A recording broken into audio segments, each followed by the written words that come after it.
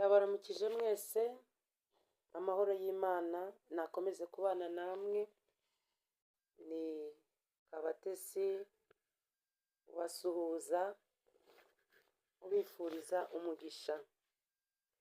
Uyu munsi tugiye kuganira ibintu bitandukanye, tugiye kureba imbaraga ziri mu mazina yacu twitwa dufite.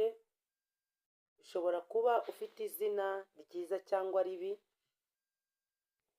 Izina ryawe rikakubera imbogamizi yo kugera ku iterambere ryawe cyangwa se yo kugira ubuzima ubamo. Hari igihe tugendera mu butware bw'imbaraga z'amazina, ugasanga urasenga uriyiriza, ubaho mu buzima bwose bwo gusenga, urakiranuka uragerageza, ariko ku bw'imbaraga ry'izina ufite ikakugiraho ingaruka. Rero muri iki kiganiro tugiye gukora, turarebera hamwe imbaraga z'izina, ingaruka zaryo nziza cyangwa ingaruka mbi.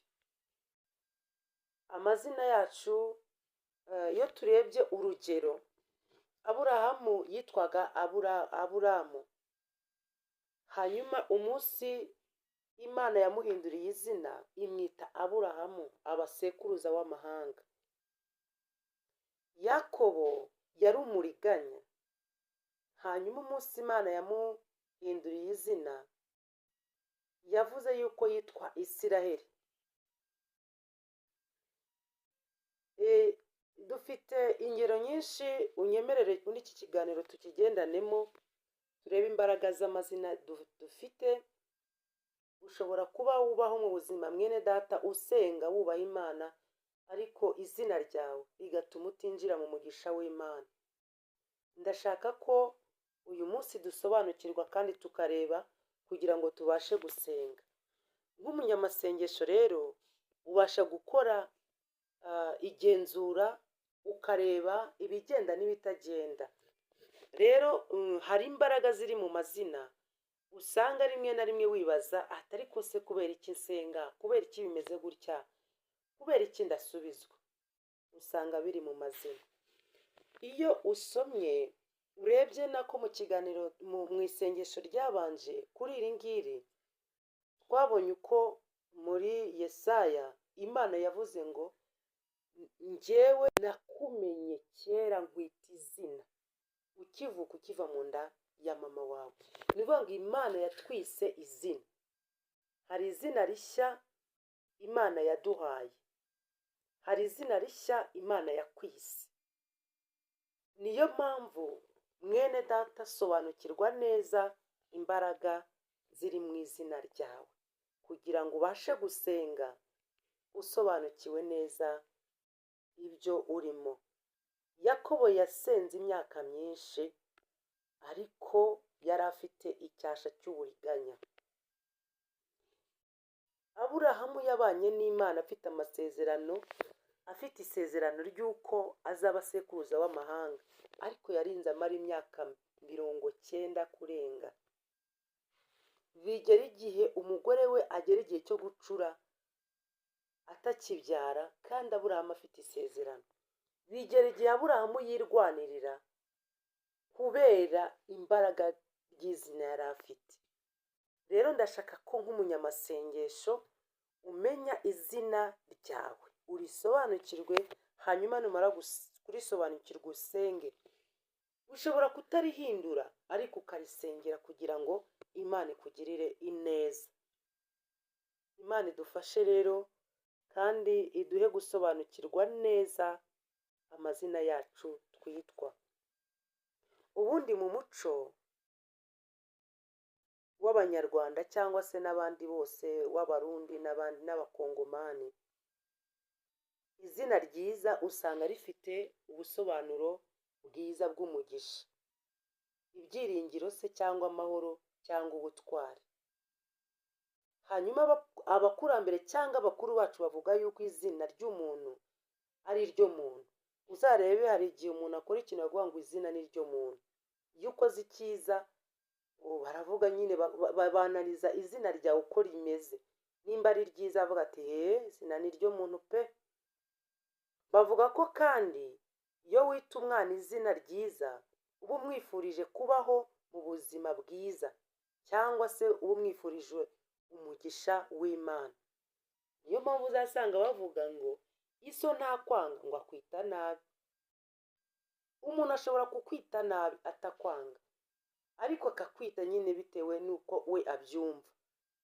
Ariko mwene data, nagira ngo umenye neza kandi usobanukirwe, unyemerere tugendane neza, tumenye neza imbaraga z'amazina yacu dufite kugira ngo tubashe gusenga. Iyo urebye amazina meza turavugamo makeya, hari igihe usanga umuntu yitwa ngo niyo nsenga, Imana niyo itabara, niyo niringira, Imana niyo mugisha. Usanga rifite imbaraga z'Imana. Iryo zina riba ari izina ryiza rifite imbaraga z'Imana. Ngo shimiye Imana, urumva ko iryo zina uba uri gushima Imana, uri kuvuga amashimwe y'Imana, munezero, guhorana ibyishimo, guhora unezerewe, guhora wumva umeze neza, twizera Imana, kuba wumva wizeye Imana. Urumva muri make uyu muntu afite izina ryiza ry'umugisha ritera ibyiringiro kandi ritera imbaraga. Hanyuma rero usanga hari amazina mabi, ugasanga nk'umuntu urugero yitwa Gahinda, yitwa Rwango, yitwa Muvumo. Ayo mazina usanga ari amazina mabi atera agahinda, agatera umubabaro, agatera mbese ugasanga n'ahantu ugeze iyo uvuze ngo Gahinda ukumva umuntu wese ari gutekereza izina Gahinda. Bene data, ni ukuri mu mazina twitwa harimo izindi mbaraga. Nshaka ko dusenga tugasenya amazina mabi ku buzima bwacu. Ingero nk'iz'amazina afatwa nk'amabi ni nkayo nyine twavuze, za Gahinda. Urumva uba wifuza guhora mu gahinda, mu mubabaro, guhora mu bibazo. Ugasanga iryo zina rimeze nk'iry'umuvumo, ugasanga nawe ubwawe na nyiri ukuryitwa ahora mu gahinda, mu mubabaro, kubera ko nyine yitwa Gahinda, Makuba, Rwamakuba, Nyanzira, amazina nk'ayo, amazina adakwiriye rwose. Imana itugirire neza kandi tweze yeze amazina yacu muri uyu munsi. Ayo mazina mabi atuma umuntu ahora yibutswa agahinda cyangwa ibyago. Kandi mu muco nyarwanda bavuga ko ijambo ryavuzwe rifite imbaraga, bityo kwitwa izina ribi bishobora no kugira ingaruka mu mibereho y'umuntu. Ni ukuvuga ngo izina ni ikintu gikomeye, izina rifite imbaraga, izina ni ikintu gitangaje cyane. Rero Imana idufashe. Ushobora gusanga umuntu ahora mu gahinda kubera izina ribi. Uko Bibiliya ifata rero ayo mazina mabi, izina ryiza mu buryo bwa Bibiliya, Bibiliya itwigisha ko izina rifite agaciro k'umwuka n'ubutumwa bukomeye. Niko Bibiliya ivuga. Izina rifite agaciro k'umwuka n'ubutumwa bukomeye. Iyo usomye mu Migani 22:1 havuga ngo izina ryiza riruta ubutunzi bwinshi. Amena. Izina ryiza riruta ubutunzi bwinshi. Ni ukuvuga ngo iso cyangwa ababyeyi be bakwise neza baba baguhaye ubutunzi bwinshi. Urugero bakwisha Nyiramugisha, ni ukuvuga ngo uhora uri mu migisha, uri umunyamigisha. Nubwo waba uri umukene cyangwa nta n'umugisha ufite, ariko ku bw'izina ufite ugira ibyiringiro by'uko uri umunyamugisha. Rero ngo izina ryiza riruta ubutunzi bwinshi. Imana yifuza ko umuntu agira izina ryiza mu mico no mu myifatire, cyangwa akagira izina ry'ukuri. Niko Imana yo yifuza. Nicyo gituma Imana dukwiye gusenga Imana iduhindurira amazina. Imana itugire neza. Iyo usomye mu Itangiriro 17:6 tugira ngo Aburamu, kandi yitwaga Aburamu, Imana iza kumwita Aburahamu. Hanyuma aba se w'amahanga menshi, Aburamu wo mu bigirwamana. hanyuma yitwa Aburahamu, aba se w'amahanga menshi. Izina ryahinduwe, iri zina ryarahinduwe rihindurirwa Aburahamu kugira ngo rimuheshe umugisha. Imana ishimwe. Nawe Imana iguhindurira izina, wakira izina ry'irinyamugisha, wakira izina ryiza, izina riguhindurira ubuzima. Izina rero ni ikintu gikomeye cyane gishobora kutaguhesha umugisha. Duhereye kuri uyu mugaragu w'Imana Aburahamu wahindutse, witwaga Aburamu akaba Aburahamu. Iyo usomye nanone mu Itangiriro 32:28 herekana Yakobo. Yakobo yari umuriganya. Yakobo, iyo usomye usanga Yakobo yari umunyabibazo byinshi. No kuriganya ni iki? Yariganije mwene se, yariganije intama za sebukwe. Yakobo yari undi muntu. Ariko ngo arwanye n'Imana cyangwa se akiranye na marayika arushaho gutsinda. Ni ukuvuga ngo Yakobo we izina rye yararirwaniye. Niyo mpamvu nawe nk'umunyamasengesho ugomba kurwanira izina ryawe. Ugomba kurwanira izina ukahabwa izina rishya. Nyamara wibuke ko Imana yari yaravuze kuri Yakobo akiri mu nda. Yaravuze ngo umukuru azaba umugaragu w'umuto. Imana yari yarabonye ko Yakobo yari umuntu ukomeye, ariko ageze ku isi amwita Yakobo. Nyamara Imana irareba. Yakobo hano yarasobanukiwe, amenya neza izina afite, arangije akirana na marayika. Hanyuma abwira marayika aramubwira ngo sindi bukure kuri utampaye umugisha, kuko marayika ngo yashakaga kumucika. Yakobo yari yasobanukiwe neza imbaraga z'izina afite. Nawe usobanukirwe imbaraga z'izina ryawe ufite, urwanire izina ryawe, Imana iguhe izina rishya. Ngo izina ryahinduwe rya Yakobo ryarahinduwe kugira ngo risobanure impinduka mu buzima bwe. Ni ukuvuga ngo izina rya Yakobo rigihindurwa habaye ubusobanuro bw'ubuzima bwe. Imana ishimwe. Uhindurirwa izina nawe urwanirira izina ryawe.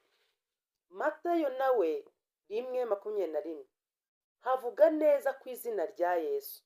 Baravuga ngo uwo mwana uzamwite Yesu, ngo kuko ari we uzakiza abantu be. Izina rya Yesu rifite ubusobanuro bw'umugisha n'agakiza. Haleluya. Abana b'Imana dukwiye kugira izina ry'ubutsinzi. Ushobora kuba wararyiswe kera, ariko uyu munsi uharanira izina ry'ubutsinzi. Yakobo uyu munsi wa none turacyumva Yakobo ari we wahinduwe Isiraheli. Nawe urwanirira izina ryawe. Imana ishimwe. Izina ribi rero mu buryo bwa Bibiliya, abantu bamwe muri Bibiliya bafite amazina asobanura ibintu bibi kandi byahuzwaga n'imibereho yabo. Iyo urugero, hari aho iyo usomye muri Samweli wa mbere 4:21 havuga ngo Ikabodi. Ikabodi ni igihe icyubahiro cyo muri Isiraheli cyari cyarabavuyeho. Icyubahiro cyari cyaravuye muri Isiraheli. Izina ryavukiye mu gihe cy'agahinda rifite umubabaro. Ni ukuvuga ngo umuntu wiswe iri zina Ikabodi, igihe cy'umubabaro, igihe cy'agahinda, igihe cy'ibibazo. Imana iturengera. Iyo usomye muri Rusi 1:20 hagaragaza ukuntu Nawomi yavuze ati munyitira iki Mara, munyitira iki Nawomi, ahubwo munyite Mara, kuko Uwiteka yanteje akababaro kenshi. Izina ry'umubabaro, izina ry'agahinda.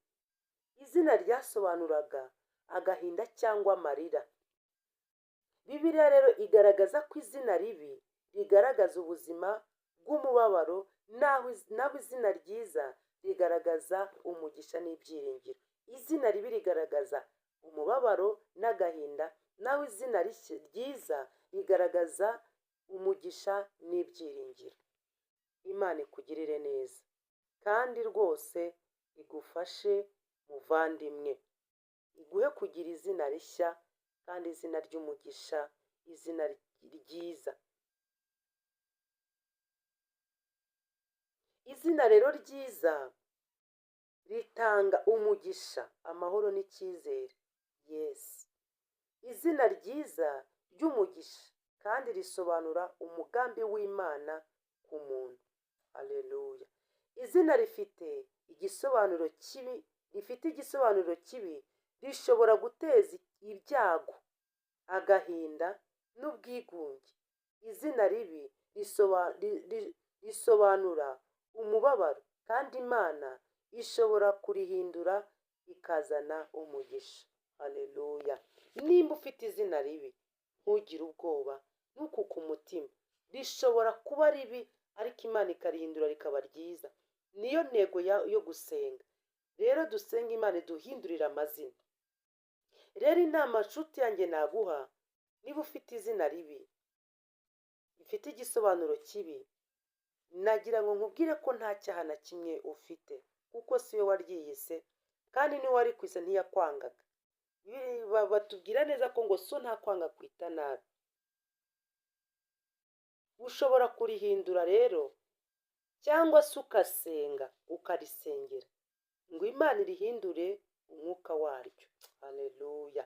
Ushobora gusengera izina ryawe kugira ngo Imana irihindure umwuka waryo ribe izina ryiza kandi rishya, nk'uko Imana yahinduye amazina ya Aburahamu, Yakobo n'abandi. Nawe ushobora kuguhindurira izina rikaba rishya. Rero mwene data, ni ukuri ntugire ubwoba kuko ufite izina ribi, ahubwo wumve yuko ufite izina ry'irinyamugisha kandi izina ryiza cyane Imana yakwise kandi ikakwita igukunda. Ingaruka rero zo kwita izina ribi mu mitekerereze y'umuntu. Abahanga mu mitekerereze bavuga ko izina rifite imbaraga mu kumvikanisha uwo umuntu ari we no mu buryo abandi bamufatamo. Iyo umuntu yitwa izina rifite ibisobanuro bibi, bishobora kugira ingaruka mu mitekerereze ye. Niyo mpamvu ukwiye gusenga. Kugabanya icyizere umuntu yifitemo we ubwe rishobora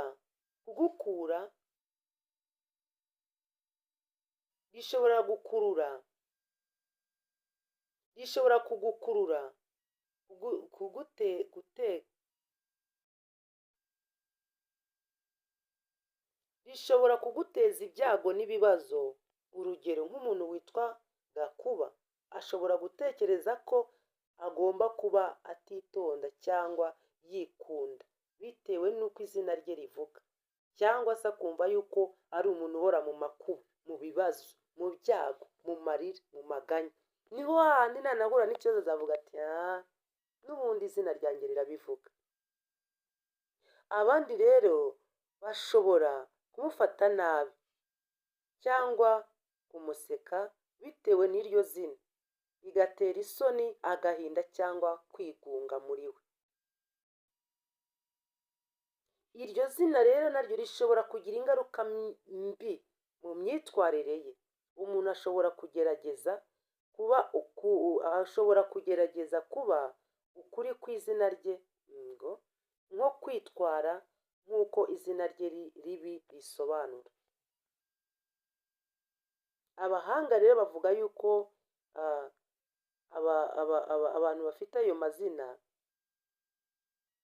iyo ari sembore, bivuga ko rifasha kubaka cyangwa gusenya ishusho y'umuntu imbere y'abandi. Ni ukuvuga ngo izina ribi rishobora gusenya ishusho ye mu mibereho ye, mu buzima bwe, imbere y'abantu ndetse n'ibindi bintu byose atekereza. Abahanga mu muco rero no mu bumenyi rusange babivugaho ko mu mico myinshi izina rifatwa nk'umugisha cyangwa umuvumo. Izina rishobora gufatwa nk'umugisha cyangwa umuvumo. Mu bihugu byinshi bya Afurika, cyane cyane mu Rwanda by'umwihariko, izina ritangwa rifite umugisha, amateka cyangwa icyifuzo cyiza cy'umuryango. izina rishobora gusobanura umuryango icyo ari cyo, imyitwarire y'umuryango n'imibereho y'umuryango. Iyo izina rifite ibisobanuro bibi nka Ruvumwa, Nzarindwa, Gahera, abantu bavuga ko ritera imyuka mibi cyangwa rishobora kugira ingaruka ku mibereho y'umuntu. Abahanga mu muco bavuga ko ari byiza guhindura izina niba risobanura ikintu kibi kugira ngo umuntu atazahora yibutswa ibintu bibi cyangwa amateka mabi. Amen. Icyo Bibiliya rero ibivugaho ku izina, Bibiliya nayo isobanura ko izina rifite imbaraga zikomeye, rivuga ku buzima, ku mugisha cyangwa mu muvumo. Imana ishimwe. Mwene data, wumvise ubusobanuro bw'izina, imbaraga z'izina. Izina rifite imbaraga zikomeye. Hari igihe umuntu abaho rero mu buzima bene data agasengera mu izina rifite imbaraga zikomeye cyane, ugasenga ntusubizwe, ugasenga bikanga. Ariko kuri iyi nshuro turashaka guhindura ibihe, turashaka guhindura imisengere. Usengera izina ryawe, nimba riri Nyamugisha, ushobora kuba wariswe izina ry'umugisha, ariko iyo migisha cyangwa se iryo zina ryawe ntuba ariryo urimo. Ni ukudekarara rero izina ryawe, ukadekarara izina rishya. Unyemerere nimba uri kumwe nanjye, tuzafatanye ibihe byo gusenga, dusengera amazina yacu. Imana iduhindurira amazina. Usenga Imana iguhindurira izina, uhamagara Imana iguhindurira izina. Rero Imana ikugirire neza, iguhe umugisha kandi ikwagure, iguhe kumenya neza ubusobanuro bw'izina ryawe, kandi iguhindurire izina mu izina rya Yesu. Imana ibahe umugisha, Imana ibagirire neza mu izina rya Yesu.